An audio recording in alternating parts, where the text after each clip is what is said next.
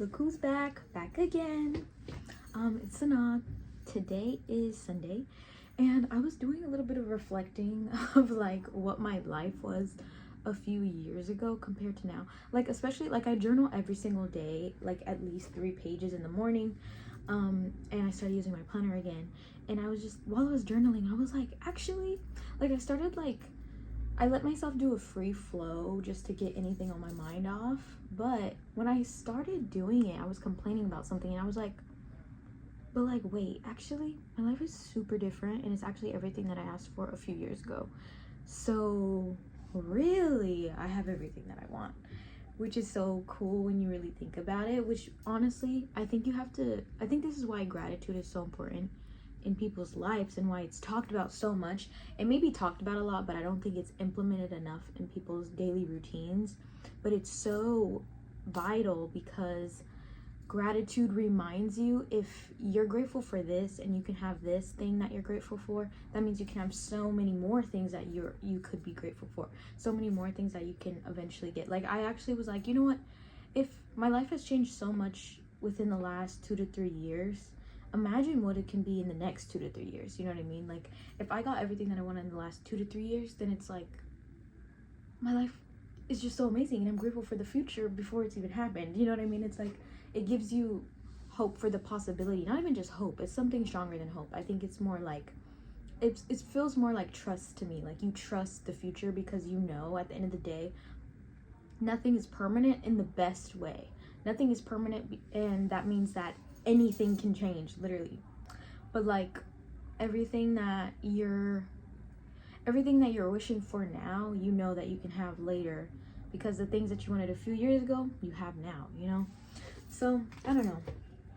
And like, I even look different. I am across the country from where I used to live. I'm in a completely different city. Literally 2 to 3 years ago, I was in my hometown, not my hometown, but I was in a city that I was living in for years that I didn't like. And I was in my old high school bedroom. Like, I had high school like memorabilia everywhere, and I was just like, oh my god, like, that's not even my life. I'm not in high school anymore. This is just not what I want. And the proof is in the pudding. I'm not there anymore. So yeah, what else? Yeah, I don't know about you, but me personally, sometimes I can get caught up in like, or at least I used to. I don't do it as often, but when I find myself getting caught up on something bothersome or something that's small in the grand scheme of things, I always have to remind myself what I'm grateful for and what have I asked for that I have already achieved, and remind myself to be grateful for that. Be like, this is what I asked for. I have these things. So this little minuscule flea we can just flick it out of the picture. You know, we can just flick it out. We can just let it go. We can let it do what it's doing, because honestly, I'm sure the things that you asked for in the past too, I'm sure they unfolded and there were other obstacles, or there were things or challenges, but it never hindered you from actually achieving it. You know what I mean? Like, there may have been doubts, there may have been fears, there may have been obstacles, but you grew and you overcame them, is the point. If you can grow and overcome something, that means you can grow and overcome anything, right? So really, anything is possible. And that goes to show too, like, if you want to do something new, you can also learn anything, which means you can learn how to do anything that you want. I've really been reflecting lately on like the possibility of everything, the possibility of anything, of more expansion in every single area of life, and allowing myself to believe in further than what I used to allow myself. Because I think we all usually at some point in our life have a certain cap that is like, this is the highest, best life I can possibly have.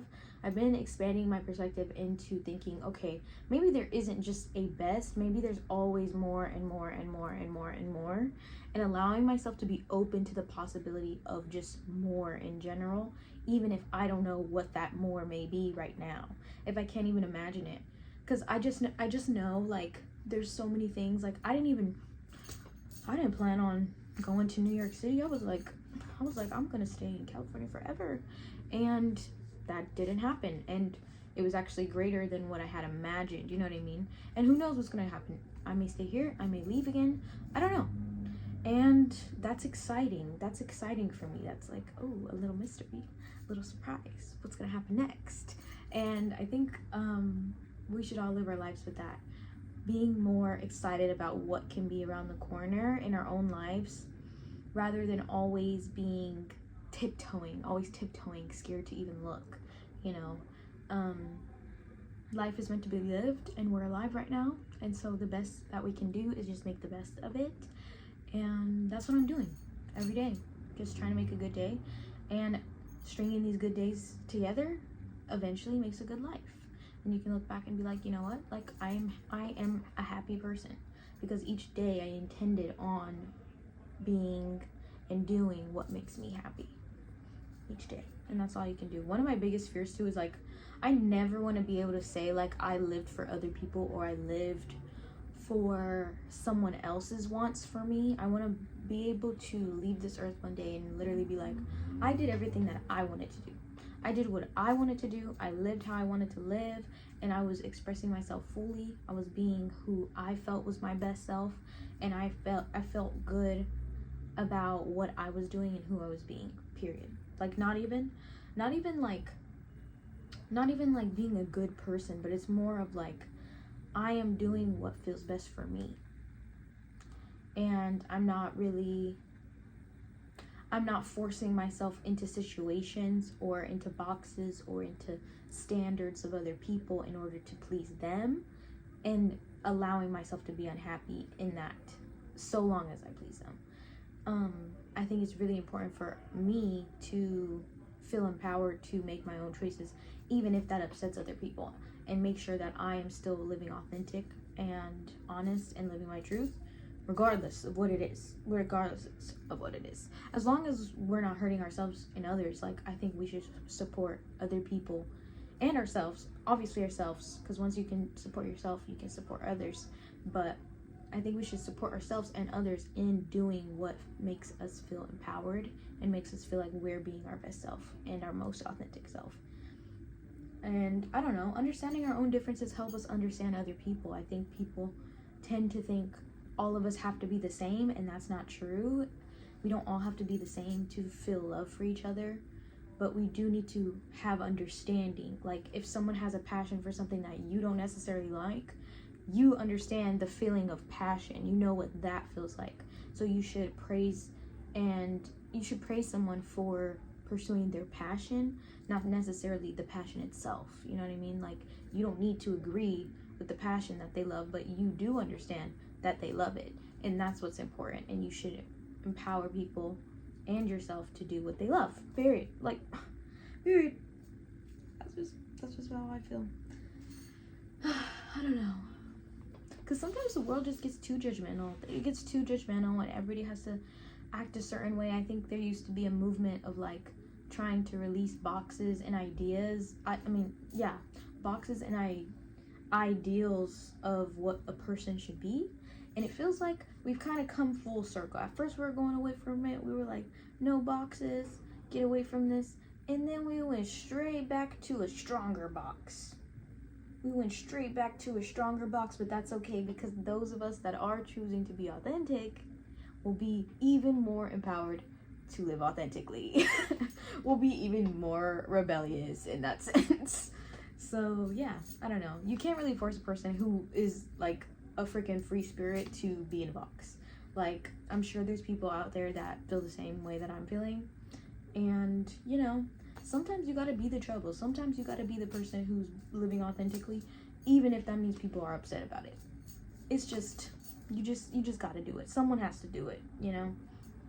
And I think living your truth is what's important. And knowing the truth about yourself is what's important. You know how like they always talk about some beliefs like are that know thyself. Like you need to know yourself, which is so true, because if a lot of people are trying to throw noise at you and like tell you who you are, you can get confused and you can start to believe them. So that's why if you are living authentically and you know that that is your truth and you know the truth about you, even if someone is projecting on you, it doesn't affect you negatively.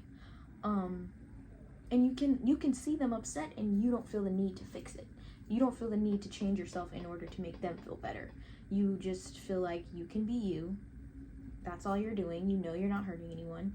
You're just making yourself happy. And if that upsets someone, making yourself happy, you're probably not the problem. You're probably not the problem. Like, let's talk about it. Like, you're not the problem. And too many times people think they need to fix and change someone else to be what they expect them to be, and forgetting that that person wants to be another thing themselves, that they have a vision for what they want to be themselves, that you have no idea of. So it's like, you have to give everyone the freedom to create themselves and be the person that they want to be, and that makes them happiest being, alongside of you creating yourself and being your fullest, most greatest, most authentic expression of yourself. Yeah. And once, I don't know, I really do think also it does come down to projection, because the only people that are allowed, not even allowed, the only people who have the ability to allow someone else to fully express themselves also has that freedom within themselves already. That's why people who feel limited within their own selves or within their own lives, they try to hold other people back because they don't even have that ability. But someone else who is already living authentically will literally encourage others to do the same. And also, some people, this is another example too of like, when you're living authentically, you'll get two reactions. One will be inspiration. There will be one group of people that is inspired by what you're doing, and it will empower them to start doing what they want to do, because they see you, and there's something about you they know is in themselves, and so they are excited about seeing you do what you do or be who you are, and it makes them want to do it themselves too and find their authenticity. But the second reaction is jealousy. The second reaction is jealousy, but jealousy is the same reaction expressed differently. Like, you're pushing someone to expand, but they're being resistant to it. That's where jealousy comes from. If they see something they like in someone else, instead of feeling inspired to grow into that and do the thing that they see someone else doing, or which is being free in their own authenticity, instead of going into that and stepping into that and admitting that they want that for themselves too, instead they resist it, and they're like, no, if they're doing it and I'm not ready to do that yet, they should stop. They should stop expressing themselves. And so they'll try to get you to stop by either blabbing their mouth or telling you you're not that good, trying to humble you, or whatever the case may be, just to try to get on the same playing field. But they're only doing that because they don't feel like they're in your place yet, and they don't feel like they can get there. And so instead of getting there, they just try to pull you back. And I would say, yeah, deal with that how you may. I will choose to step away from that, because honestly, you can't force inspiration on someone. If they see something that inspires them, they need to work on the jealousy and see where it's actually coming from, and realize like, oh, that's actually something I want too, and I can have it. Let me pursue that. But it's safer to let them come to that realization on their own, instead of like forcing it on them, because honestly, you can't make someone change for better or for worse. So just let people be who they are, and you be who you are. And if somebody has something bad to say about that, they're still working on themselves. That's what I tell myself, at least. They're still working on it. They're on their journey, you know what I mean? But that's pretty much it. I just want to chat for a little. I'll see you next time. Also, by the way, I dyed my own hair recently. I learned how to do my own hair because no one was doing it correctly, and so I decided to do it myself. Which just happens sometimes. But yeah, that's pretty much it. So I'll see you next time.